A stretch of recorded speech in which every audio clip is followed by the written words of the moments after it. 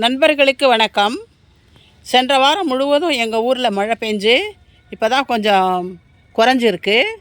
2 நாளாக ரொம்ப மேகமூட்டமாகவே இருந்தது, சூரியனே வரலை.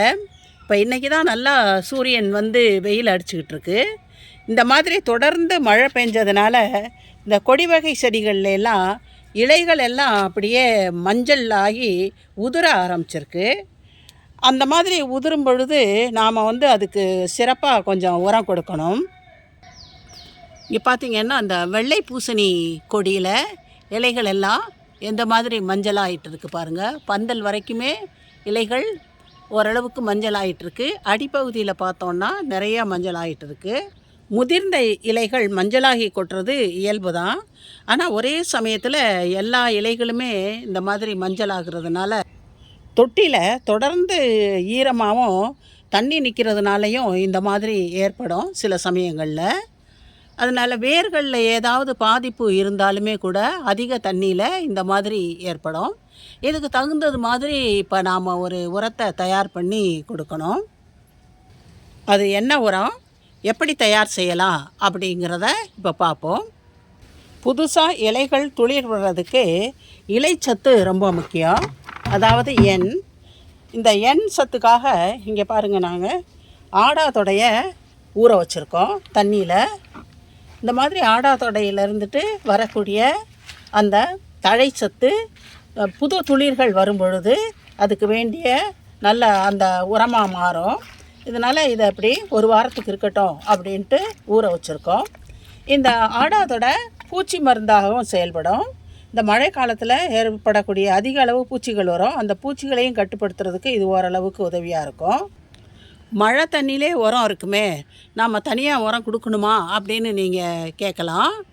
மாதம் மும்மாரி பெஞ்சாக்க அந்த மழையில் 10 நாளைக்கு ஒரு தடவை பெய்யக்கூடிய மழையிலேருந்து சத்துக்கள்லாம் நல்லா உறிஞ்சப்பட்டு செடிகள் ஆரோக்கியமாக வளரும். அடுத்து ஒரு மழை பெய்யும்.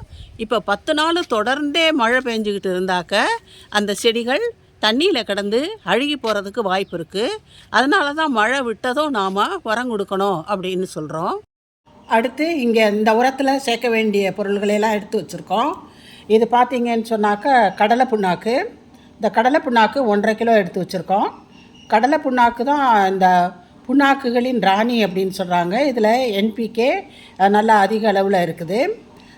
இது வந்து செடிகள் நல்லா வளர்கிறதுக்கும் பூக்கள் பூக்கிறதுக்கு பழங்கள் காய்கறிகள் வைக்கிறதுக்கு எல்லாமே பேரூட்ட சத்துக்கள் எல்லாம் இதில் நிறைஞ்சிருக்கு. அதே மாதிரி இங்கே பார்த்திங்கன்னாக்கா வேப்பம் புண்ணாக்கு ஒரு 400 கிராம் எடுத்து வச்சுருக்கோம். இந்த வேப்பம் புண்ணாக்குலேயும் NPK இருக்குது. அது தவிர இந்த வேப்பம் புண்ணாக்கு ஸ்லோவாக ரிலீஸ் பண்ணும் சத்துக்களை. இம்மீடியட்டாக கடலை புண்ணாக்கு ரிலீஸ் பண்ணும். கடலை புண்ணாக்கு ரிலீஸ் பண்ணி முடிக்கவும் வேப்ப புண்ணாக்கிலேருந்து ஊட்டச்சத்துக்கள் பேரூட்டச்சத்துக்கள் வெளியாகிறதுக்கும் சரியாக இருக்கும். அது தவிர இந்த வேப்ப புண்ணாக்கில் இருக்கக்கூடிய கசப்பு தன்மை இந்த பூஞ்சால நோய்களை தடுக்கிறதுக்கு உதவியாக இருக்கும். அதோட கூட மண்ணில் இருக்கக்கூடிய வேர்ப்புழுக்களையும் இது வந்து கட்டுப்படுத்தும். அதனால் இந்த கடலை புண்ணாக்கையும் வேப்பம் புண்ணாக்கையும் ஒன்றா சேர்த்துக்கிறோம்.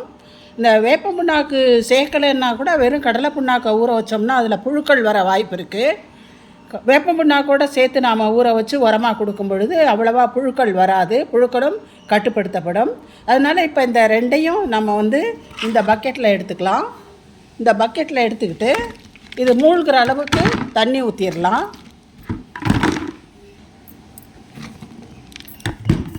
செக்கில் ஆட்டுறதுனால இந்த புண்ணாக்கு எப்படி இருக்குது பாருங்கள், அப்படியே செதிலாக செக்கிலேருந்து தான் நாங்கள் வாங்குவோம்.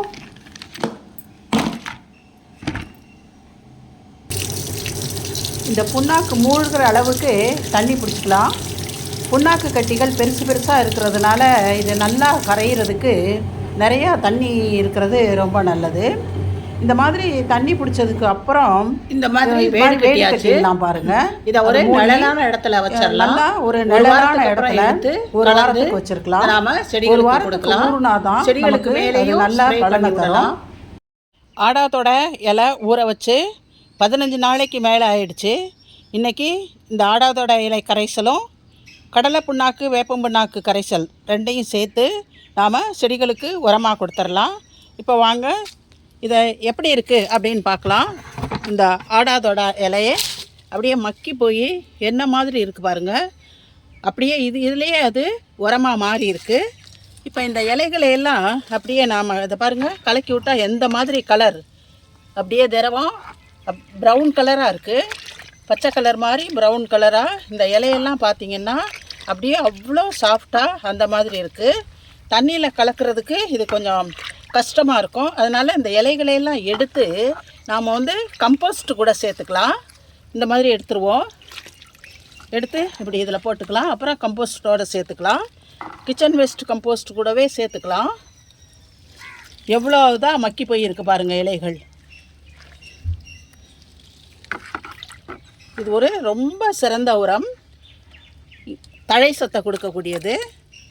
இப்போ இதெல்லாம் கம்ப்ளீட்டாக நீக்கிட்டு காட்டுறேன்.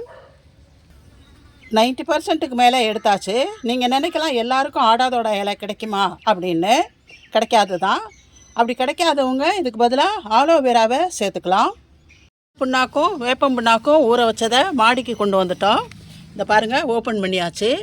எவ்வளவு அழகாக அது வந்து ஊறி போய் அது அப்படியே ஃபெர்மெண்ட் ஆகி நுண்ணுயிரிகள்லாம் எவ்வளோ அளவுக்கு அது வளர்ந்துருக்கு பாருங்கள்.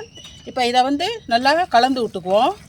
எப்படி இருக்குது பாருங்கள், அவ்வளோ சாஃப்டாக அவ்வளோ இதுவாக இந்த கடலை புண்ணாக்கும் வேப்பம் புண்ணாக்கும் நல்லா ஊறி போயிருக்கு. தோட்டம் முழுமைக்கும் இது சரியாக இருக்கும். இப்போ இதை வந்து நல்லா கலந்து விட்டுட்டு இந்த பேஸ்ட்டை இந்த ஆடாதோட கரைசலோட சேர்த்துக்கலாம். எப்படி சேர்க்குறதுன்னா இந்த மக்கால தான் எடுத்து போடணும், கையால் எடுத்து ஊற்ற முடியாது, அவ்வளோ திக்காக இருக்குது.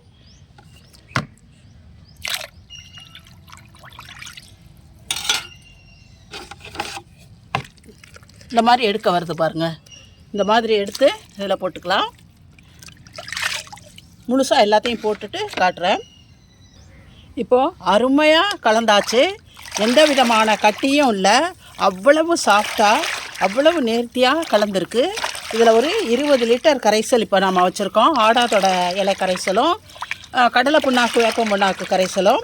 இதை இந்த 2 பக்கெட்லேயும் தண்ணி எடுத்து வச்சுருக்கோம் பாருங்கள். இது ரெண்டுமே 25 லிட்டர் பக்கெட்டு. அதனால் 1:10 அந்த விகிதத்தில் நாம் கலந்துக்குவோம். அதாவது ஒரு பங்கு கரைசலுக்கு 10 லிட்டர் தண்ணி ஊற்றிக்கலாம். 1 லிட்டர் கரைசல் 10 லிட்டர் தண்ணி. இப்போ வந்து இதை நாம் மேக்கப் பண்ணுவோம். அதனால் இந்த மக்கு வந்து 1.5 லிட்டர் கெப்பாசிட்டி. இதுக்கு வந்து 25 லிட்டருக்கு 1.5 லிட்டர் 2.5 லிட்டர் ஊற்றணும். அதில் 1.5 ஊற்றிருக்கோம், இது 2.5. இப்போ இதில் சாதாரண தண்ணியை ஊற்றி ஃபுல்லாக கலந்துக்கணும்.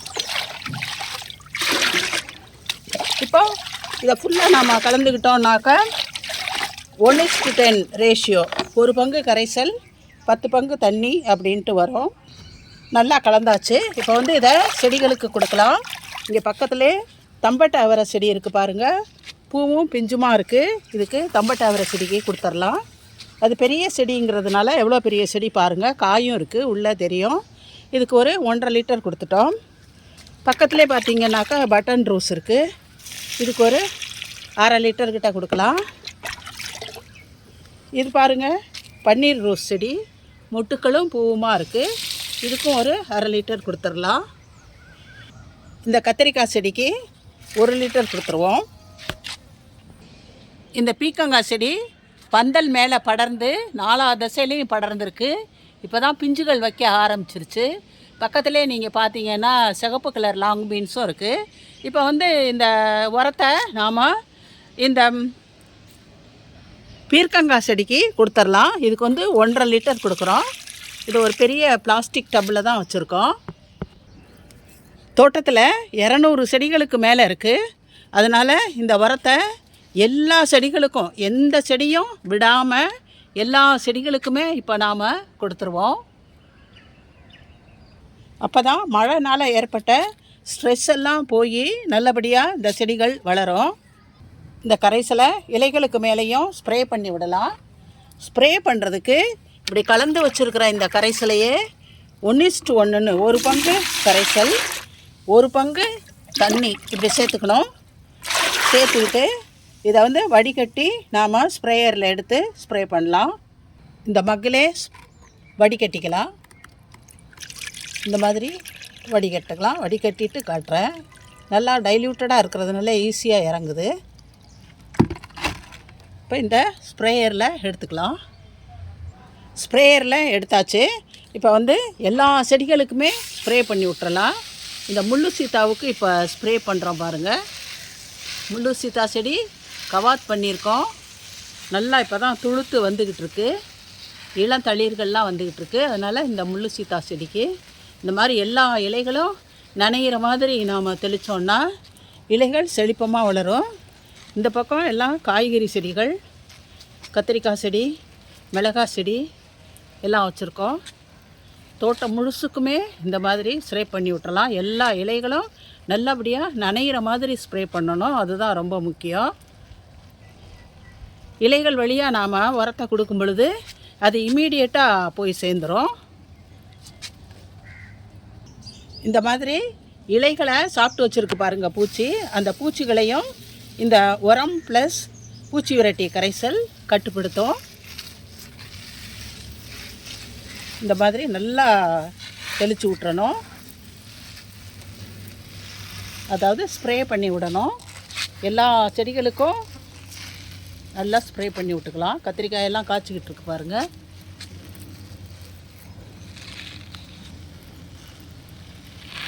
இந்த மாதிரி இந்த உரம் ரொம்ப சிறப்பாக இருக்கும்.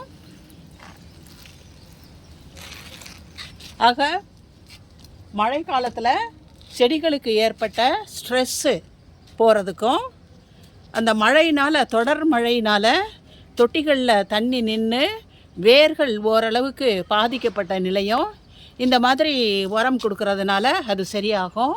செடிகள் தொடர்ந்து நல்லா பச்சையான இலைகளை வச்சு நமக்கு அதிகப்படியான மகசூலை கொடுக்கறதுக்கும் இது உதவியாக இருக்கும். ஆக இதோட இந்த வீடியோவை முடிச்சுக்குவோம். இந்த வீடியோ பிடிச்சிருந்தா லைக் பண்ணுங்கள், ஷேர் பண்ணுங்கள், கமெண்ட் பண்ணுங்கள், சப்ஸ்கிரைப் பண்ணுங்கள். நன்றி, வணக்கம்.